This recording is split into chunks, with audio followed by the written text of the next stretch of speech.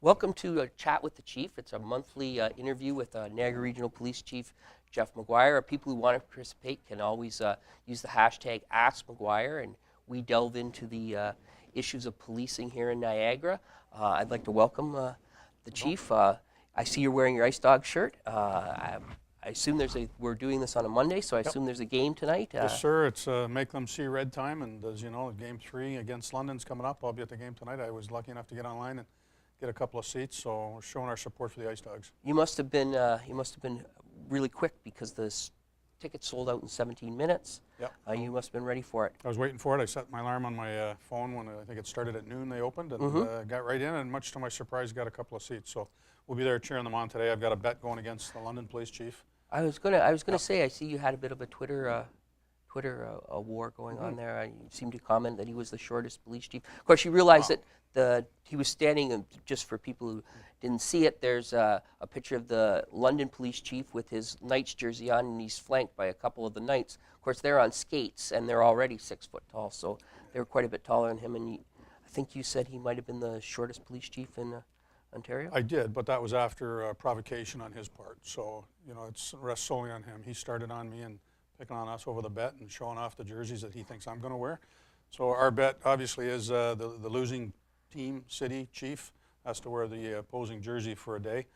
You may have seen already I made that challenge prior to that to Chief Greenwood and Barry. So I've got some nice pictures of her modeling the Ice Dogs jersey. Nice. And so we're hoping for a turnaround tonight, home team crowd. Get them going. Well, I think the police chief in London would look good in red. Absolutely. I mean, this is, again, probably too big for him because it's a really big man size, but he'll wear. I wanted to go into just a policing issue. Uber was something that the Niagara Regional Police Services Board is dealing with. I know the officers in the license department are wrestling with this. There's a couple things I think we'll start with.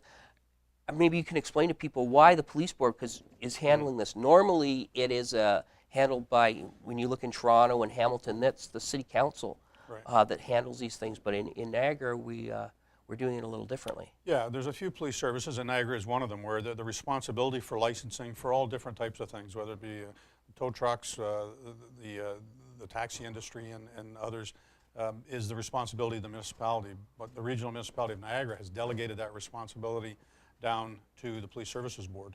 So every month we meet, we have a committee, the board, and when I say we, it's the board, although staffed by my people, but the Police Services Board has committee meetings in relation to entertainment, dancers, we're responsible for that, the towing industry, the taxi, and now obviously with the taxi piece, the Uber piece has fallen into their hands as well.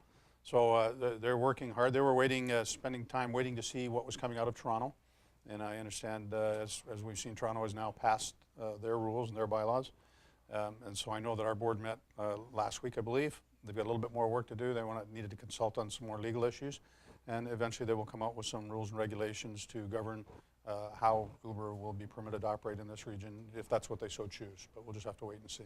Now, I noticed there were 20 Uber drivers charged last month with I guess violating the bylaw, basically. Right. And it seemed to be that they went that route in Toronto, and they weren't very successful in court. Did it take a while to get together? Because Uber's been operating here for quite a while now. What were some of the challenges with actually dealing with that in terms of policing? Yeah, well, we had our licensing unit had gone out and conducted investigations and had complaints that had come forward.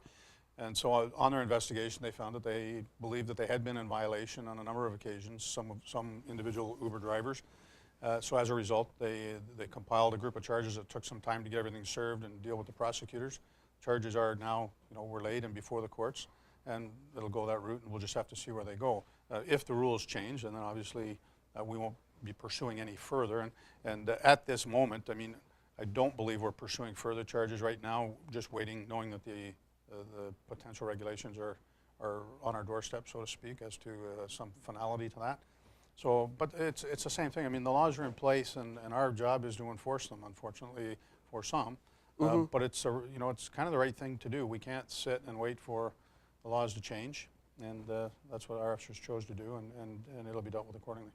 Now, if the laws change, would those charges be dropped retroactively, or? That would be at the discretion of the prosecutors. yeah. So it would be up to the prosecutors, and I'd probably just have to leave it in their hands to see if they felt it was now irrelevant. Fine. They may feel no, that was a lot at the time, and they have to be dealt with in some fashion. But it'll be their choice.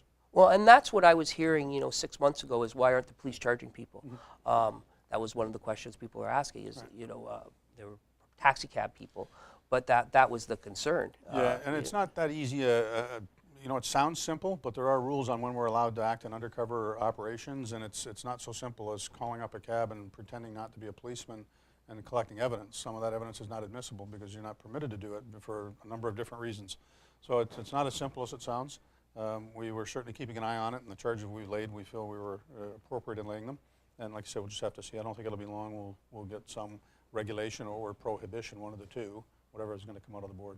Now, I received a question about pot and how the Niagara Regional Police is handling pot, because that's another area that, because there's a lot of talk in Ottawa about legalization or how to changing the laws. How do the Niagara Regional Police deal with the possession? I'm not talking about people who are dealing, right? But your simple possession charges. Yeah, we're still dealing with. We've shown a lot of discretion over the years, which has been part of what we've talked about. We wanted another option to deal with straight possession, public place use, and so our officers have shown a lot of discretion over the number of years that have led up to this. So we're still proceeding at the same process. It'll still be the officer's discretion as to whether it's a situation where a charge should be laid. If we've got somebody sitting in one of the local bars smoking pot, then they can expect that they're going to be subject to a charge, I would expect. But again, this is going to take a long time. The federal government has announced that they're going to bring legislation. Even if they hit their target of bringing it at the end of the year, bringing it forward, debate and through the House, and that whole process is going to be a couple of years before, in my view, before the legalization gets there. So we can't just sit on our hands and not enforce. So we'll continue with our same area of discretion. And you can see where it would create some friction between the police, and because people may not be totally aware of the laws, they may have heard some, and there's that idea that, hey, why are you hassling me about this? It's legal, or it's going to be legal. Right. I can see where that would cause a little bit of friction when you're. Yeah, no, there's no question. If the people feel that they're in the right and it's hard, then we end up in an education process to convince them that. And in most cases, I would expect for small amounts somewhere, the officers, like I said, is going to show the same discretion they have over the years. If it's somebody that just doesn't care and says, I don't care, the law's not, they're just going to change, then I'm going to use it now, then they're going to end up facing charges. So it's going to be a period of transition until the laws are actually changed. And is that kind of like, because I don't have a lot of experience with pot, but is that kind of like, where you had a beer where the officer would tell you to, ditch the beer? Well, we always possess that discretion. So the example that we've often used when we've talked about whether or not we should have another form for ticketing is if there's two adults in Montebello Park and one's drinking a beer and one's smoking a joint. Right now, what's going to happen possibly is the guy drinking a beer is going to get a $150 Liquor License Act ticket. The other guy, it's either going to be grinded into the ground or seized for evidence of no charge laid, or else we have to start an entire criminal case. So really, it's not cost effective in that manner in most cases. But again, it's up to the discretion of the officer at the current situation, weighing all the facts, whether it's a continuous offender or whether first time, or whether it's in and amongst a bunch of young school children. All those things come into play as the officer determines with his discretion whether or not to lay a charge. Yeah, and the complexity there is always, I'm always, the deeper I dig into these things, I'm always surprised at how complex some of these things. Now, I know the Canadian chiefs of police have one of their positions, and they'd like to see it as a ticketable offense, where I think one of the main reasons was it takes it out of kind of that criminal justice stream, right, and puts it into more of a kind of a provincial offense, like a parking ticket almost. Right. And they thought that would be a way of both enforcing the law and not clogging up that are already overcrowded criminal justice system. Yeah, and we certainly supported that, and through the Ontario Associations of Chiefs of Police, we supported that position, that we wanted some other option to a criminal case, which we felt for small amounts for ticketing would have been appropriate. Where that's going to fit in now with the legalization, I'm not sure. Like, there's a lot of things to be considered. Even once they legalize, does that mean that you can buy it legally and take it home and smoke it in the privacy of your own home, or does it mean you can go to Montebello Park and smoke it? I don't know, so we'll have to see where things go. Yeah, that'll be interesting. The next thing I wanted to talk about was crime stats. The Fraser Institute often releases the fact that the rates of the criminal our charges are falling, and I'm just wondering, there's more to it than that. Is there not? Even those crime stats falling, the words always use, exploding police budgets and falling levels of crime. But from what I see, the calls for service are up. So it may not be exactly a fair comparison. Yeah, well, like we said earlier when we spoke, the crime statistic, we're glad to see crime statistics drop in many categories, and certainly that's occurred here as well. But that doesn't eliminate the need for simple police labor, for the work that we have to do in order to get there. And we're not completely, I wouldn't suggest it was all us, but our work with the communities and working with different organizations and new innovations and different technologies has helped to drive those crime rates down. We don't take full credit, but we certainly are owed part of it. So moving forward, it is dangerous, in my opinion, if a crime rate drops, that you start making cuts to the budget and to the number of staffing, because you can't just turn the switch on and off as things go, as peaks and valleys come in statistics, to have more police officers available or not. So, and we do spend considerably more time on different types of individual calls now than we did in the past. So, a domestic violence call now, in years gone by, might have taken, and there's been a lot of work done on this. I don't know the exact numbers offhand, but it might take 2 hours to handle a domestic violence case, where now it might take 6 hours. So that's 2 officers often at a time off the road for a period of time. The mental health issues we've talked about many times. The number of police resources, time and dollars that are spent taking care of people that are going through mental health crisis, responding to, transporting to hospital when need be, stand by at the hospital for long periods of time, waiting to get a bed or somewhere, which we're obligated to do. All of those things consume a whole lot of resources. So it's great that some crime rates have dropped. I would suggest it's dangerous to think that you can reduce the size of your service, the size of your budget because of that.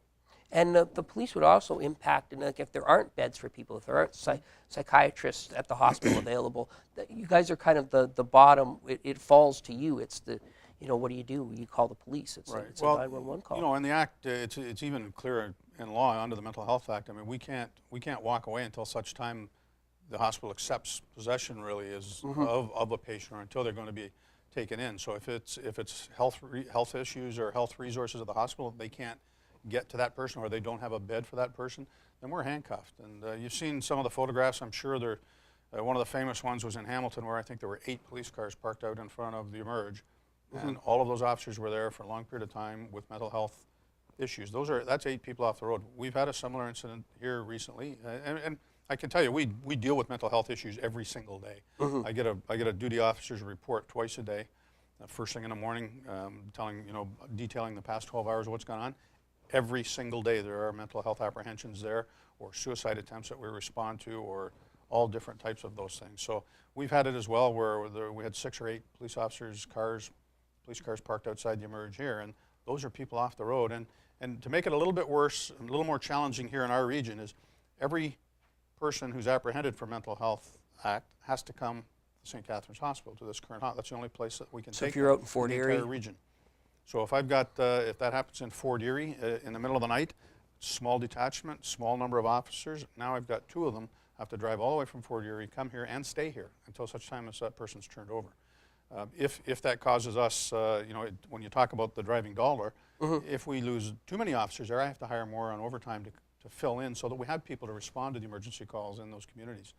So it is a very challenging dilemma. Everybody's working hard at it. The hospital, we have great partnership with them. We've worked on protocols so that we can hand off the people as quickly as possible to get my officers back on the road.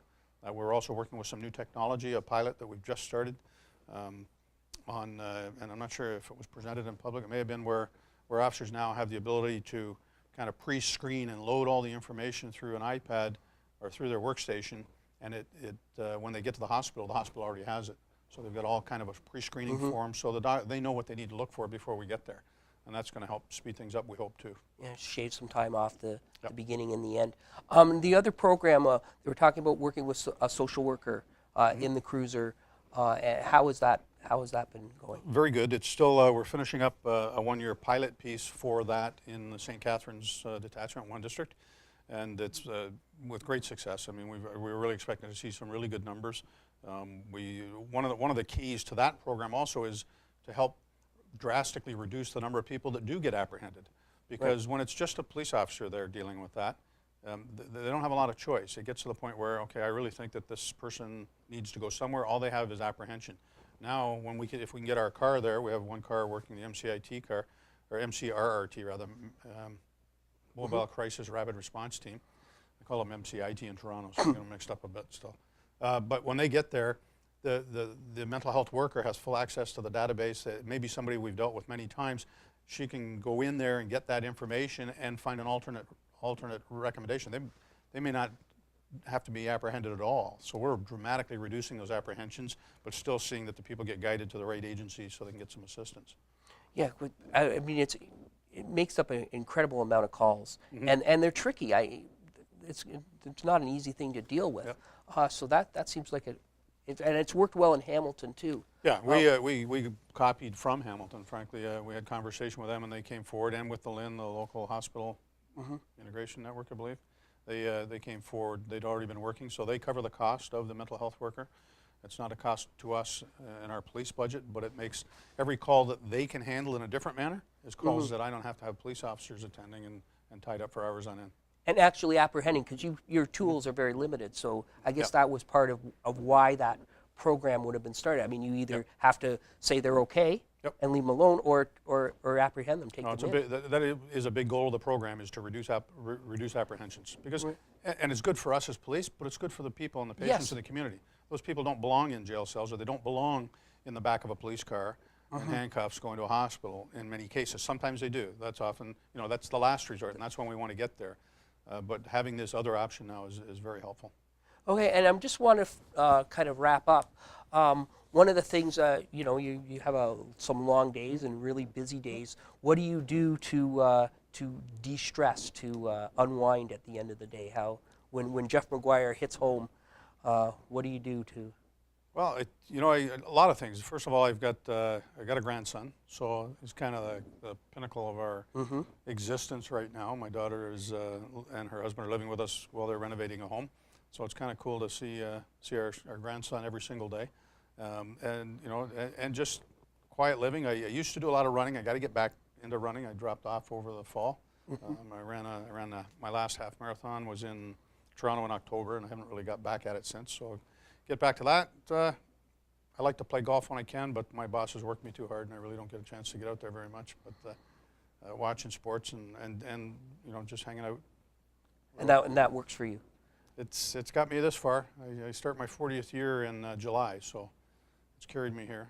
And how long do you figure you're going to keep doing this? Well, my contract with Niagara Region goes another 4 years from June, so I complete 4 years on June 18th. And I have an additional 4 years. So, as long as I'm happy and healthy, and as long as I feel like I'm having an impact on my team, and then we're developing our team for, succession planning, where I feel comfortable that we're in good shape to hand off to somebody else and move on, I'm still happy digging away and working. And I did forget on the other piece, my relaxation, cottaging and fishing is pretty high up on our list. So when we get a chance to get away in the summertime, we like to do that. And you just hope that your blackberry doesn't go off when you're up north. Funny you should say that. I do actually have one blackberry on the bottom of that lake, but that belonged to the Toronto Police Service, not the taxpayers of the region. But I can fell off see my belt, one bounced off the dock and into the water, and I never even found it, let alone got it working again. So those things happen. I would like to thank you for coming by today and talking about all matters policing here in Niagara. And if people have questions, they can always use #AskMcGuire, and we can find out. And we will see you next month. Thanks a lot. And I believe London Free Press is part of your family, are they not? Yes, it is. So to Chief John Perret in London, I hope this gets out to the London Free Press and they can have a look at the jersey that John's going to be wearing after 4 more games. Well, I will send that on and remind them. Good. Thanks.